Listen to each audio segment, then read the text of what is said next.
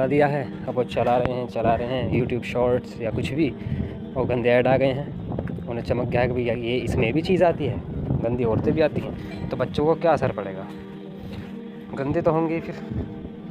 भाइयों, कल तक जो आपकी बेटी छोटी थी, आज वो बड़ी हो गई है, 10 साल की हो गई है या उससे ऊपर की हो गई है, तो मोहल्ले के, गली के और रास्तों में बैठने वाले लड़के अब उसको जाने फांसने की कोशिश करेंगे, कैसे उसको पटाया जाए। अगर वो अभी तक समझदार नहीं है, दीन की समझ उससे नहीं आई है, या उसने आपने उसकी तरबियत नहीं की है, तो उनके जाल में फंस जाएगी और गंदे काम में लग जाएगी। तो खुदा के वास्ते अपने बच्चों की ईमान की, दीन की फ़िक्र करो,